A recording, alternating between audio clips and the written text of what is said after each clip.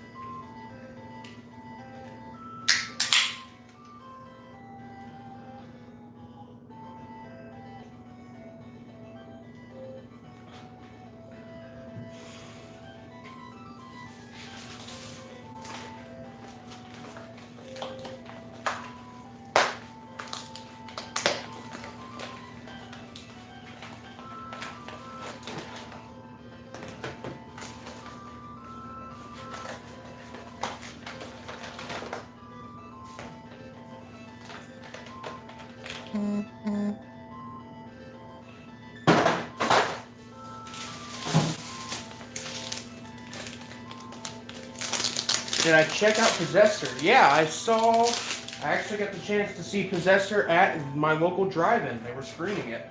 And I enjoyed it quite a bit. It's definitely, I think, like my third favorite horror film for this year. Yeah, it was the uncut version.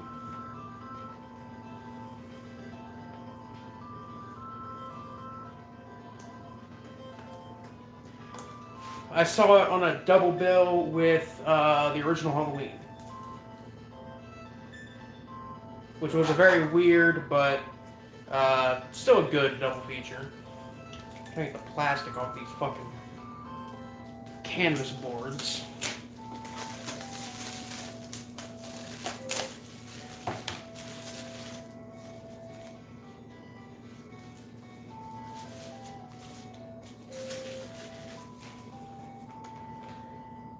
Wait a minute, where... Why am I using my teeth? I have a knife out here.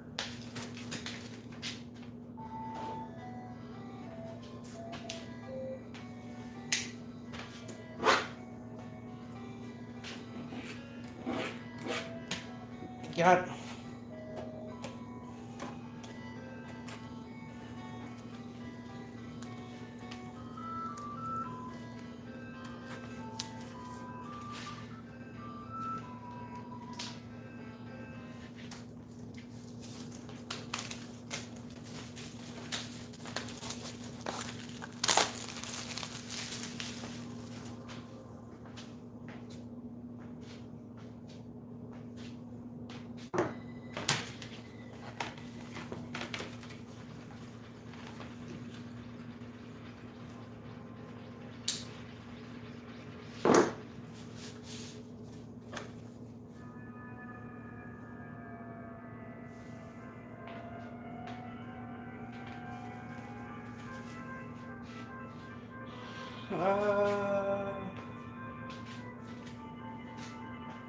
Get something to lay down here.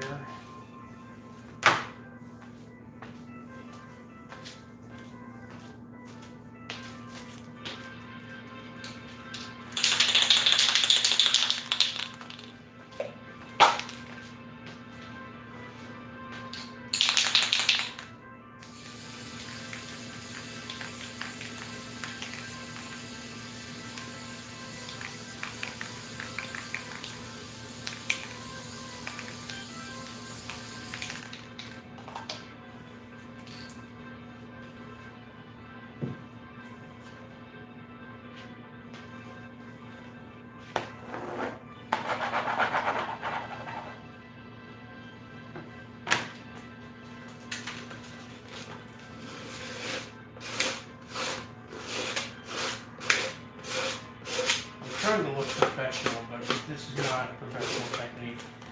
I'm just trying to get this kind of make it to where you can see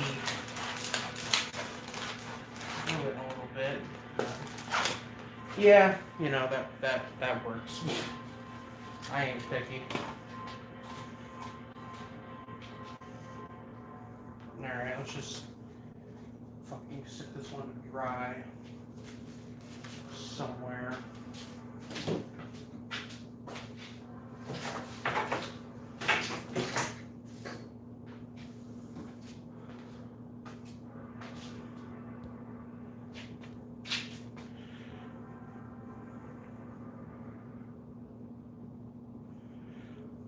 A much better body horror film than Freaky. I actually watched Freaky the other night. I enjoyed it quite a bit. I mean, it's not great, but, you know, I don't expect a lot of things to be great. But I was not disappointed by it. I was thoroughly entertained. What am I going to do on this first canvas? Guess I'll do, I don't know.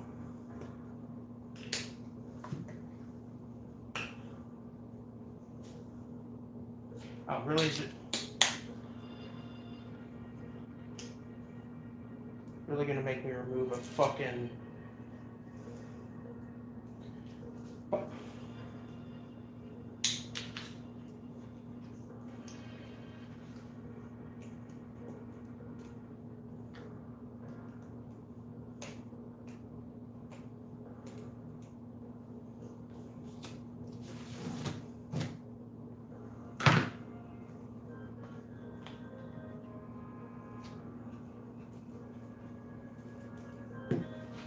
Let me get the volume on my music a little bit higher.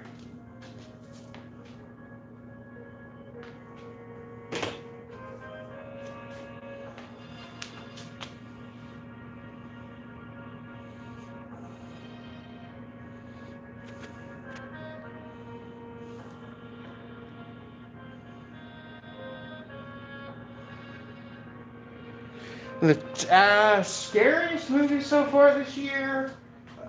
Probably Wolf House. It didn't come out this year, technically. It didn't. It hit the US this year, finally. But it released in its home country like 2 years ago, in like 2018. I'm counting it as a release for this year because it released in the US this year. And I couldn't tell you the actual plot of the movie off the top of my head because it's a very visual film. And as a result, an extremely like visual heavy film. It's very enthralling, and you kind of don't pay attention to the plot that it's trying to, the story is trying to tell. You don't pay attention to that as much as you would pay attention to the visuals, which are really, really haunting, but also very, very beautiful. And I really liked that movie. That's one I saw recently.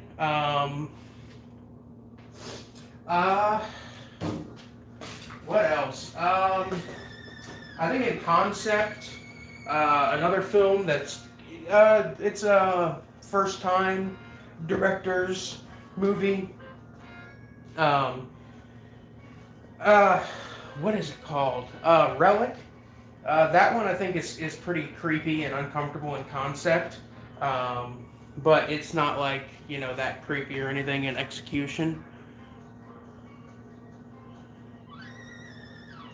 Yeah, The Wolf House is absolutely an amazing film. Like, I watched it, it had been on my list for like years, and then I heard it came out finally in the US, and I rented it on Amazon Prime, and I was absolutely blown away by it. You know, just absolutely just enthralled by the visuals and how interesting and unique they were. The entire movie is stop motion animation, and while it is entirely like stop motion, there's a lot of mixed media in there. There's some puppetry in there. There is like paper mache going on. There is, you know, like painting on walls that is being done frame by frame in order to provide animation. It's a pretty amazing film, honestly. It's like my favorite film this year. I don't think there's going to be anything else that's going to release this year that's going to, blow me away like Wolf House did. There we go. Take my headphone look, because it sounds like it will be an interesting movie. It's a very interesting movie. And like I said, the movie is very like visually enthralling, and as a result, I couldn't pay attention to the subtitles that were giving me the plot. I could not tell you the actual plot to that movie because I was too busy looking at the visuals instead of reading the subtitles.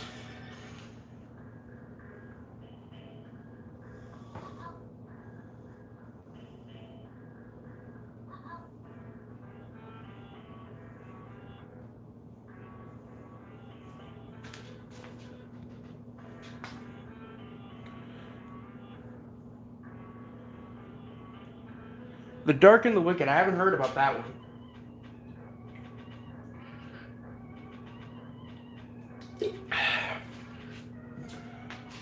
But if it's a moody film, I might be interested. I do enjoy me a good kind of moody, atmospheric, even melodramatic film every once in a while, you know.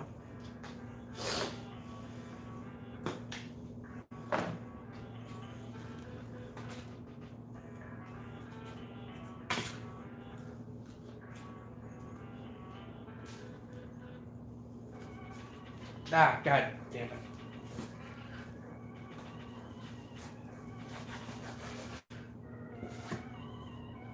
Well, it's a feature.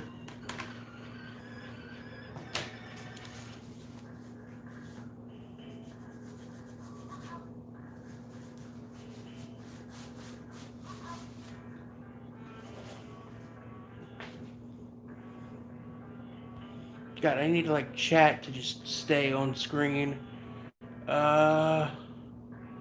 All messages are visible. There we go. It's the guy who did The Strangers, wrote and directed the film. Oh, yeah, I heard about that. And I heard it's literally just The Strangers over again, but this time it's with ghosts instead of, a random assailant invading a house. Which could be interesting. I heard it was pretty much the same as The Strangers, and I wasn't a fan of The Strangers. I didn't think it was that scary.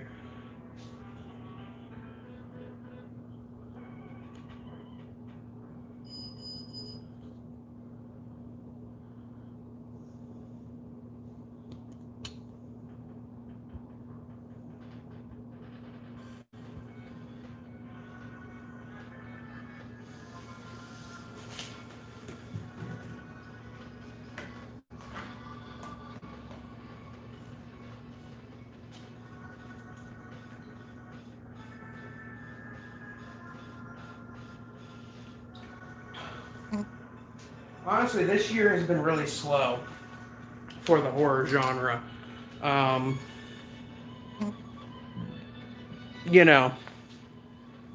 not, I haven't been impressed.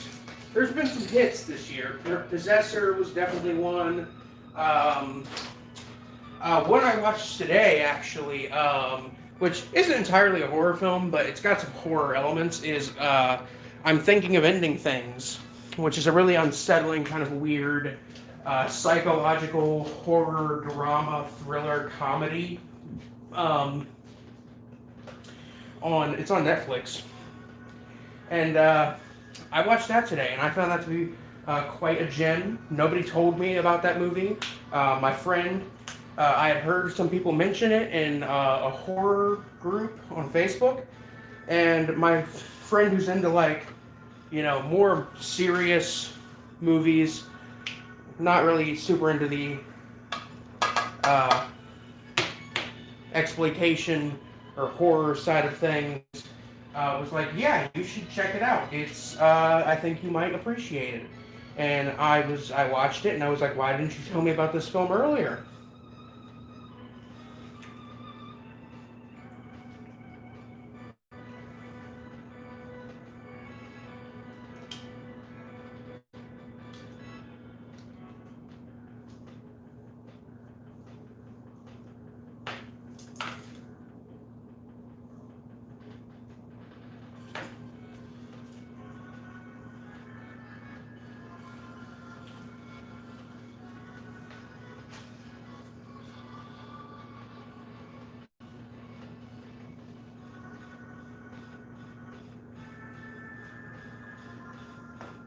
Fuck it.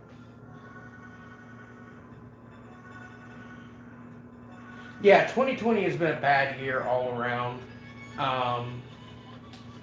No matter what you're looking at. But when it comes to like the horror genre, it's been very, very weak this year.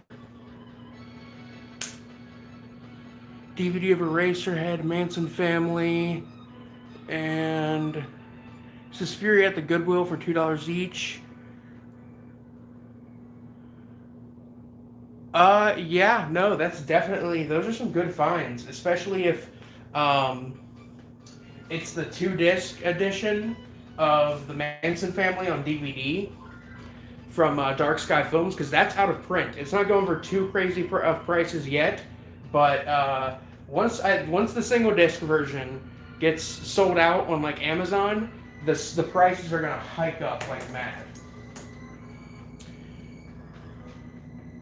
Yeah, the 2-disc version's out of print, so yeah, that's definitely one that, like, if I saw it at a store, at a Goodwill, I would do it. Oh yeah, no, it's definitely a really, really sick one. Definitely pretty fucked up, like, I think it's messed up to make movies about tragedies, but like, the Manson family, the Manson murders, those are like prime, like horror and exploitation candidates. I'm trying to find, where the fuck did the water bottles go that were in here? Somebody might have moved them. Gonna have to use a can of liquid death.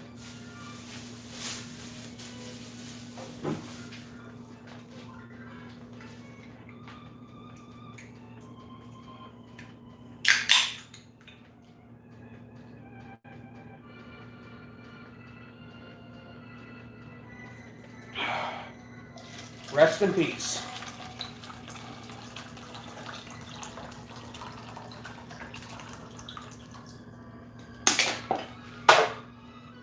That's water I could be using to drink. To stay hydrated, and I'm using it to paint. What is this world coming to? All because I'm too lazy to go inside and fucking use water out of the sink.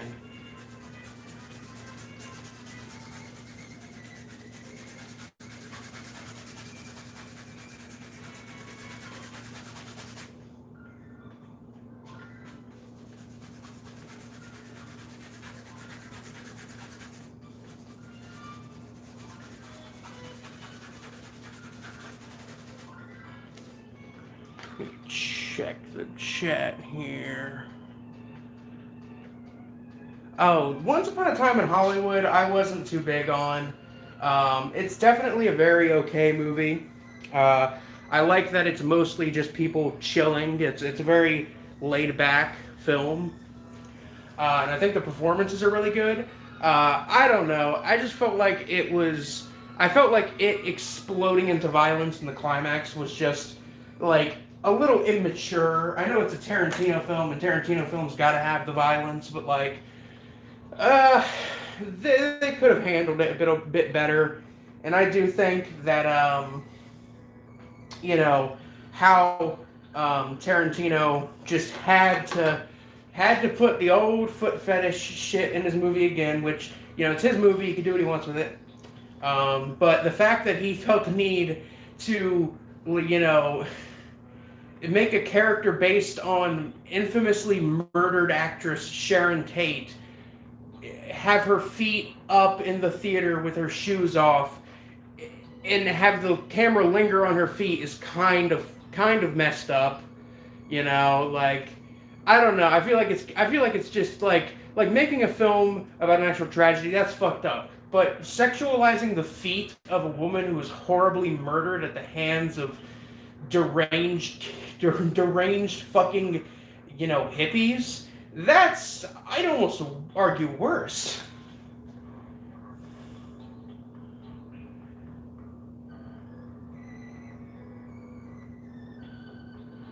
Yeah, no, when it was announced that he was doing a film that was gonna have something to do with the Manson murders, I was really interested. And like, that's the thing, the movie has nothing to do with it, and I don't have a problem with that. It's just that the advertising leaned so hard on the fact that this was a story about the Manson murders. They showed like literally the one shot of Charles Manson, um, in like every single trailer, and there's only one shot of him in the movie. Like, it's not like he's consistently in it. He's in it for like one shot, and they put that shot in the trailer, and they made sure that people knew that this was a film about the Manson murders. When that's not what it was at all. Like, it's, I would argue that even if it does become a story about that at the end, that doesn't change the fact that it wasn't one in the first place.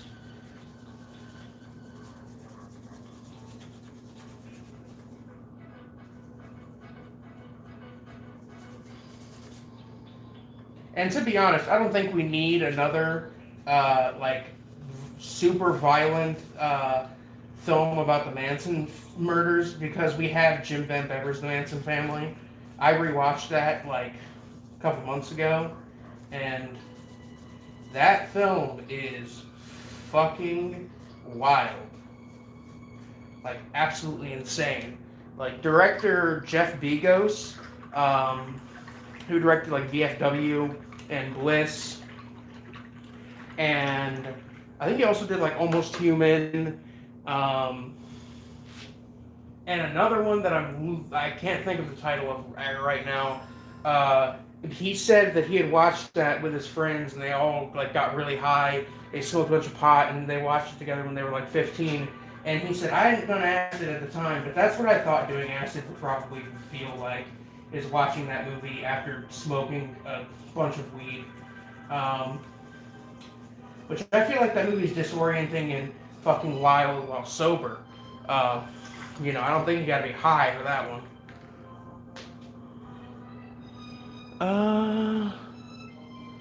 Leonardo DiCaprio character get brutally murdered. That would have affected me. It would have made me feel very, very bad.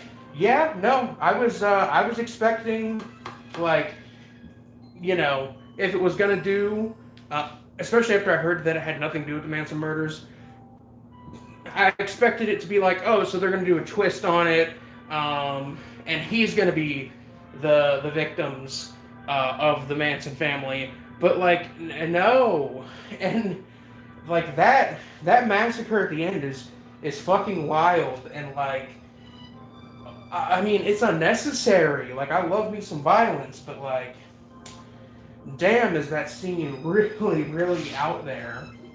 Even for, I would argue, even for Tarantino, it's graphic. I'm gonna paint SpongeBob. That's what I'm gonna do. I'm gonna paint SpongeBob. I got a yellow square here. I'm gonna do a painting of SpongeBob. It'd probably help if I wasn't doing this on an already wet canvas, but you know what they say. We don't make mistakes. We just have happy accidents.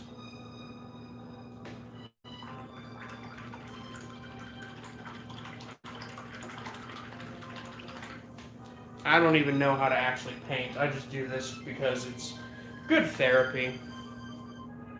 It's a good way to, you know, cleanse the soul. I'm gonna need some black for his mouth. Yes, that's not black. This is.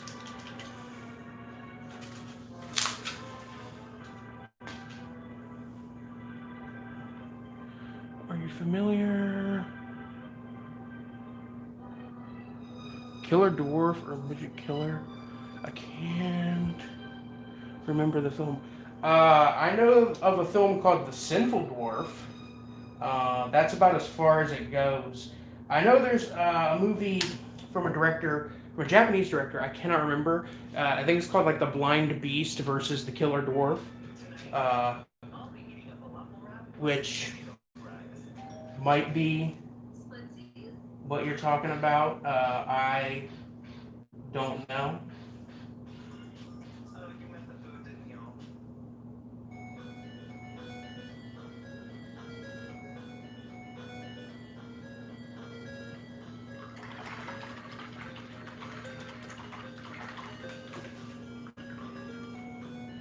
Oh yeah, Deranged. I love Deranged. I was actually that film is like directed by a couple of the people who were like in the cast of Children Shouldn't Play with Dead Things, the Larry Clark film from the '70s, and they were going to do a cast reunion of that film, and the people who directed and wrote that film were going to be there because they were in the cast, and uh, the convention ended up getting canceled, unfortunately. So it never happened. But I was going to buy Deranged on Blu-ray specifically to take it to that convention and get it autographed by them, because I don't own Deranged, and I was like, oh yeah, this gives me an excuse to buy it.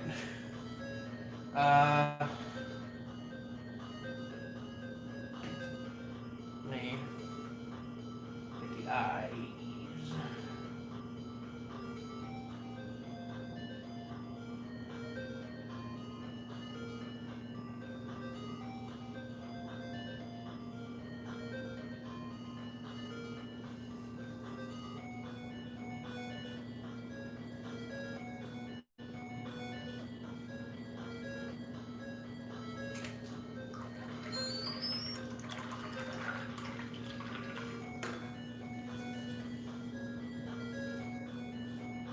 Yeah, there we go. We got SpongeBob, or it's a Lego guy's head,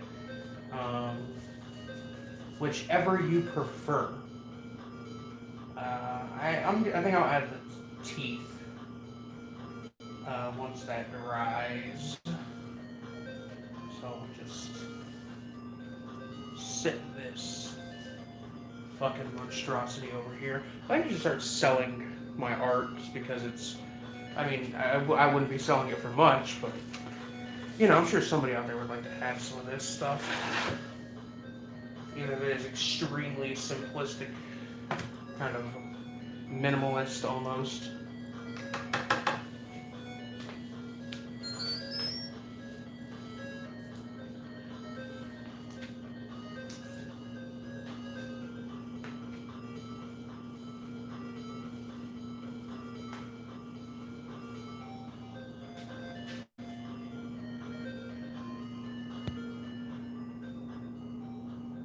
Check out the first After Dark Horror Fest 8 Films to Die For.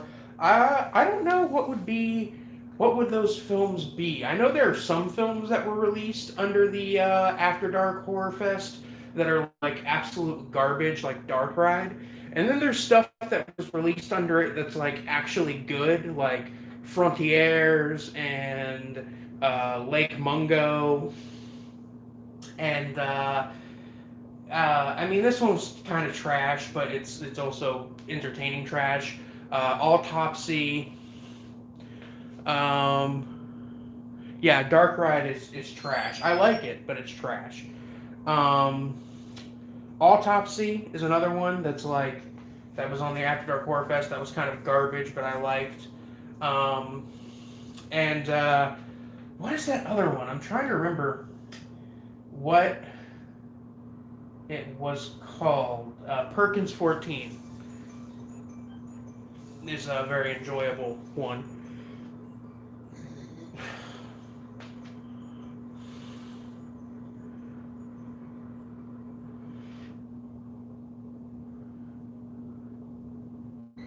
A good movie from this year that I would recommend. I'd probably have to say, um,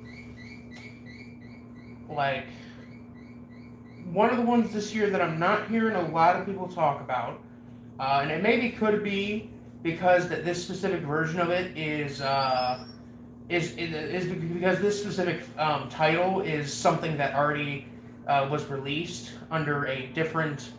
Um, it was released as a different under a different cut. A different cut of it, a shorter cut was released last year, but Forest of Love Deep Cut from this year, the miniseries, like TV miniseries, 5 hour long version of the Shion Sono film Forest of Love is very, very good. It is, I think, very much worth checking out if you're into weird, extreme cult films. Um, if you're not, I wouldn't recommend it. But it's like 5 hours long. It's in the form of a miniseries, but I'm counting it as a movie because it was intended to be a movie that was that long, and then he had to make it into a miniseries. He had to edit it into a miniseries. So, but that's just what happens.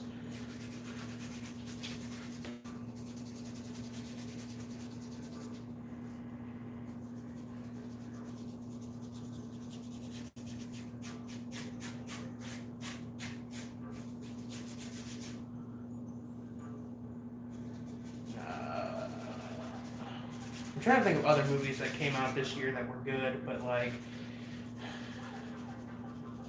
I can't really think of anything too big um, off the top of my head.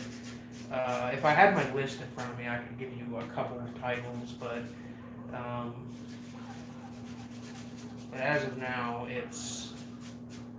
I'm drawing a blank.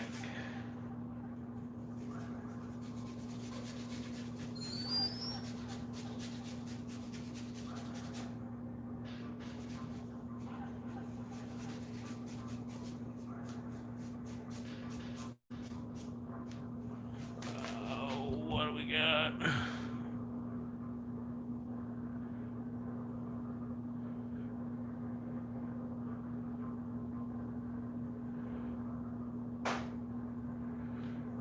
What's the worst movie of this year? One of the worst ones for this year is probably a little film called Fantasy Island. It was a Blumhouse film remake of the 80s TV show Fantasy Island. Um, and it is, I mean, like, I enjoyed it. Like, I had fun watching it. I'm never going to watch it again. But, like, I had fun with it. But it was absolute fucking trash. Like really, really bad stuff. Um, but something admirable about a film being that trash, that garbage, um, and getting released as a wide release film.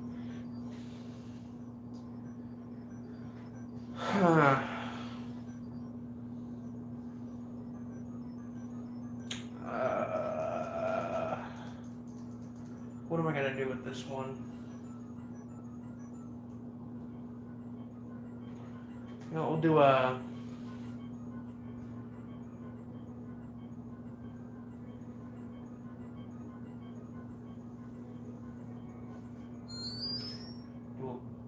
Black Spiral.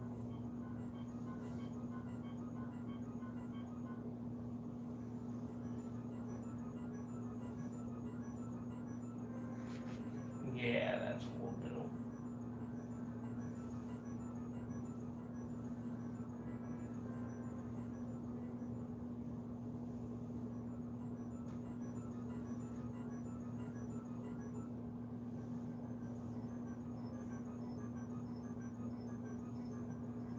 Yeah, that's art. That's modern art. Fucking.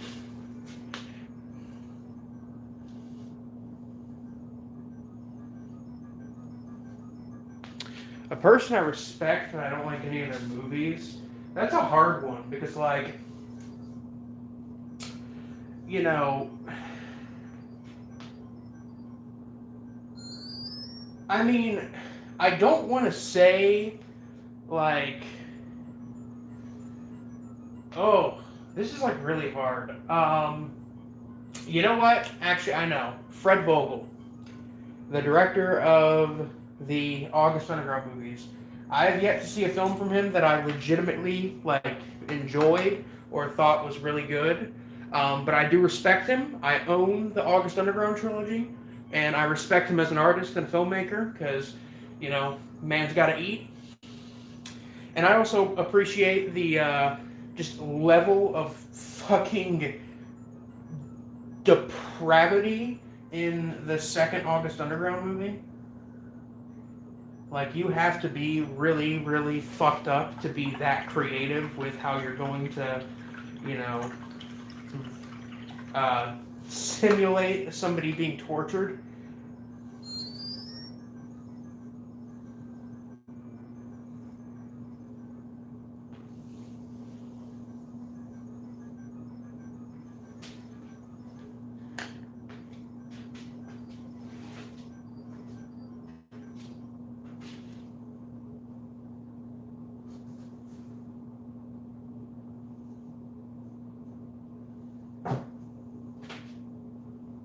Don't mind me just inhaling paint fumes.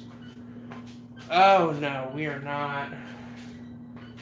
We are not doing Lavender Town, Steve, because it's fucking annoying.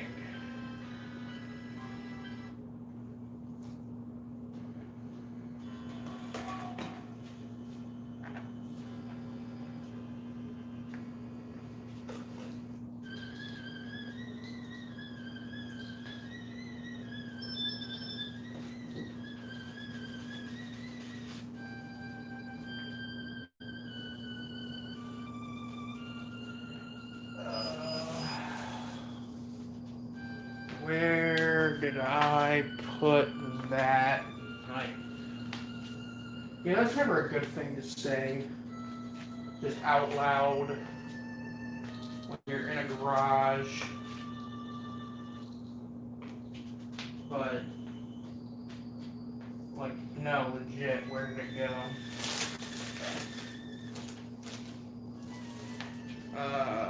Oh, no, it's right here.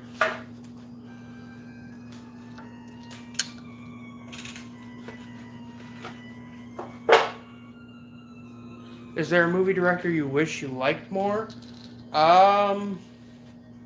You know, uh, probably, Alfred Hitchcock. You know, I think he's got some interesting movies, but I don't think he's that interesting. I wish I could, like, you know, I wish I could look at a film like, you know, um, I wish I could look at a movie like Vertigo and say that this is a perfect film, but like I look at a film like Vertigo and I see nothing but problems. I see that there's some definite skill there, there's some atmosphere there, but like it feels more like a fucking Scooby-Doo episode than a fucking, you know, suspense film.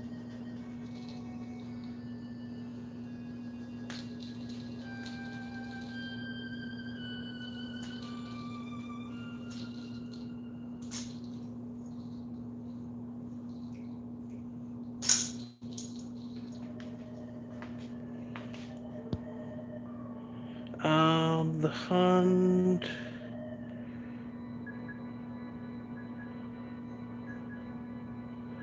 The Hunt was okay. That's one of the other ones that I'm like from this year that I'm like, yeah, it's not great, but like um I enjoyed it.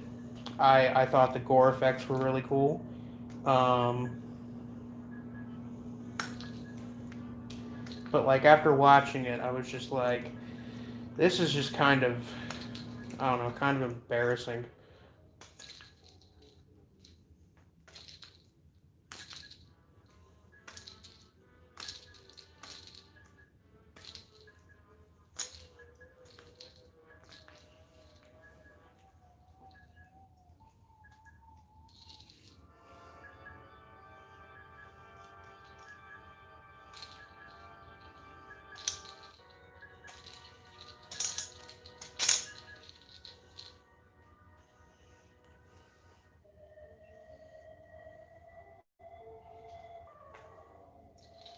Whoa.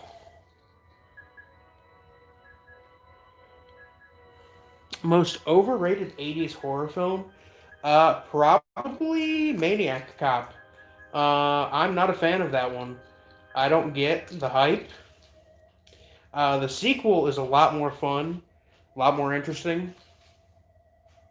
Um, but like, you know, the first one, the one that everybody really really hypes up, isn't very good, and it's weird because like it's got William Lustig directing, and he's a damn good director.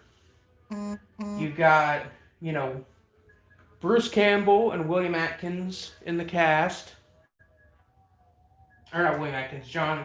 T- is it? I think it's Tom Atkins. Um, yeah, you got like Bruce Campbell and Tom Atkins in the cast, and you don't you don't let them just be how they are. You don't let them ham it up or be a bit goofy, and you make the kills just really uninteresting. And you got Maniac Cop. Um,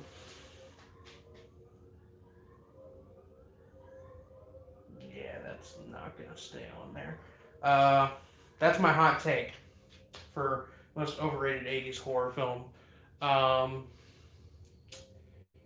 that, and I wanna give a shout out to mm, maybe Friday the 13th. Like I really like that movie. Um, but I feel like it's supremely just kind of overhyped and put on this pedestal. Like it's a dumb slasher film, guys. It's not smart. Um, get over it. Um,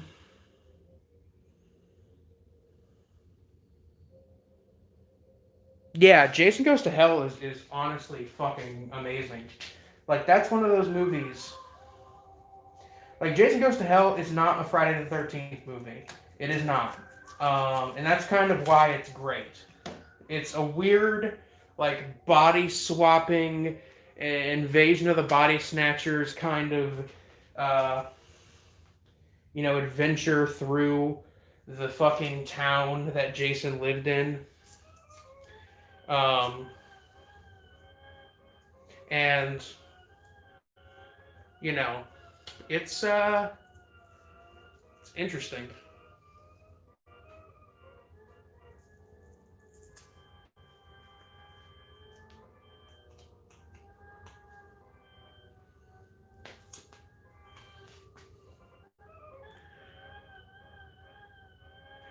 Yeah, the unrated cut is really good. The gore in it is really great. Um, and there's just a charm to it. Like the town having a 2-for-1 Jason is Dead burger sale is just like so funny to me because it's so ridiculous. Even for a Friday the 13th film, this dumb slasher series, it's ridiculous. And she's like, oh, you got to make the burgers look like hockey masks. Like what the fuck? Like, what did I stumble into, and why am I excited to be part of it?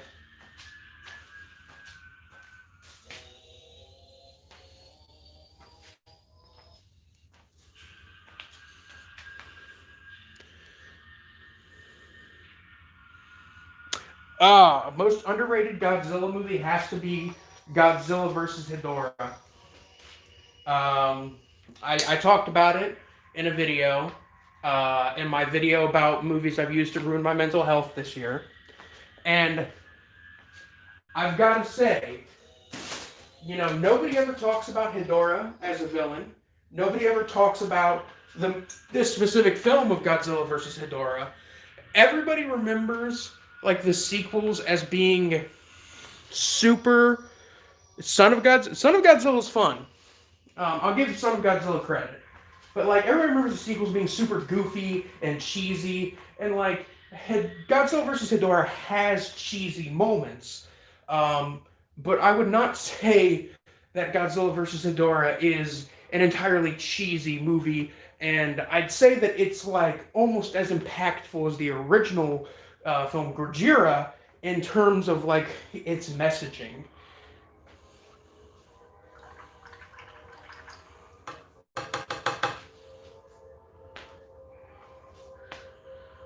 Okay, it's been a good like 40 minutes, guys, but I'm gonna have to cut it off here because I have to go take a shit. So that's it for now, guys. Um, but yeah, that's it. This is it. Um, it's been a great 40 minutes. I always like doing these streams, even if only one or two people show up and ask questions. It doesn't matter because I like doing them because it's a good way to get some content out there. It's a good way to interact. But yeah, that's it. This is Biscuit Bill Horror Reviews signing off. Peace.